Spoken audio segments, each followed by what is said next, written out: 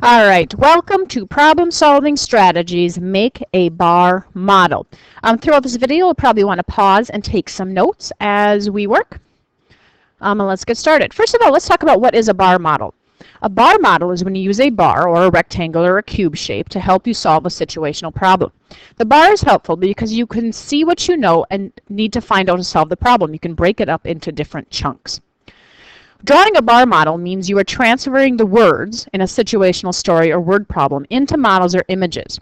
And we just talked about you can use cubes or rectangles to represent what you know and what you don't know. So let's try a basic problem. Here we have 99 minus x equals 43. So the way to use a bar model for this is you start with the parts you know and you look for the parts you don't know. So for example, we know that we have 99 things. Okay?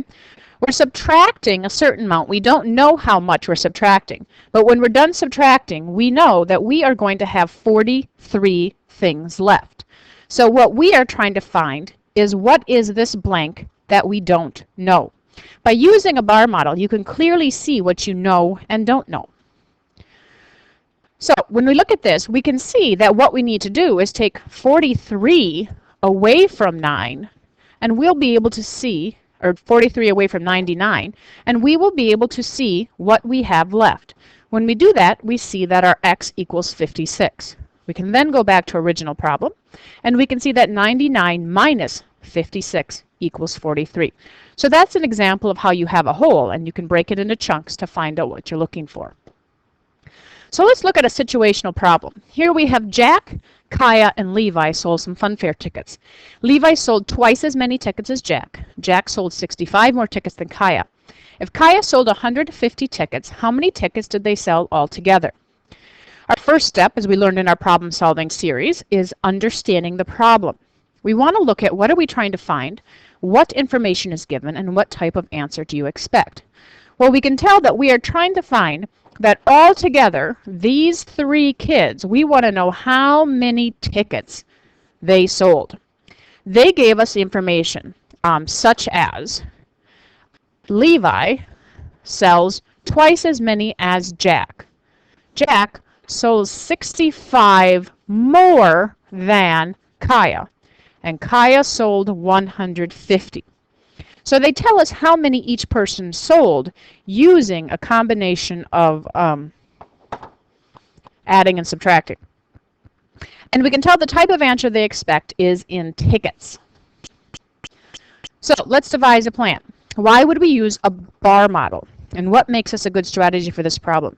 We have to use a bar model because it's an altogether problem. We're trying to find a whole, and they give us parts. Whenever you have a whole given to you, and you're trying to find parts, a bar model is a fantastic strategy to use. So let's carry out our plan of our bar model. What do we know? Looking at our three people, we have Levi. It doesn't tell us exactly how many Levi sold. He sells twice as many as Jack. It also doesn't tell us exactly how many Jack sells. We just know he sells 35 more than Kaya. The only person we know exactly how much they sold is Kaya. So we are going to start with her. So we know Kaya sells 150 tickets. From there, we can go back to our problem and we can see that in order to find out Jack, we needed to know Kaya. Jack sold 65 more. So we know that Jack sold a combination of 150 plus 65. So we now know that Jack sold 215 tickets. By using the bar model, I was able to piece them together visually, and I can easily see that this plus this equals that.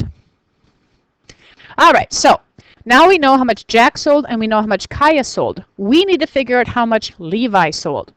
And it tells us up here that Levi sells twice as many as Jack.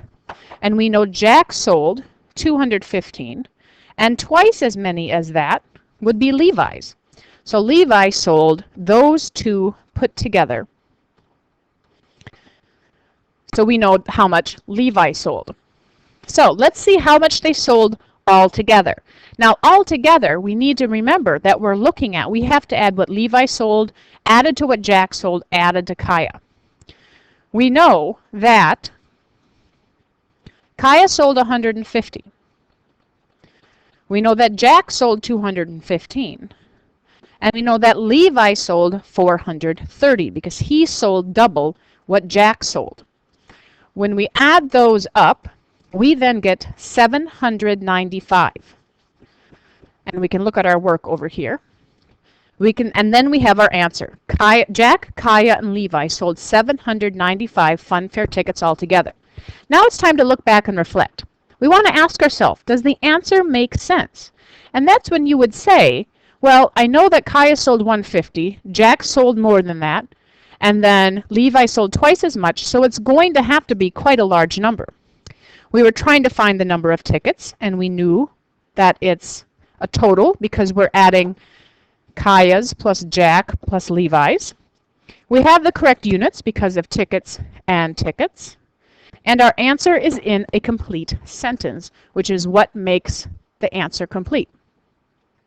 For more practice with using bar models, you can look for links on the Moodle page or your teacher's website. And you can continue using bar models to solve your problems.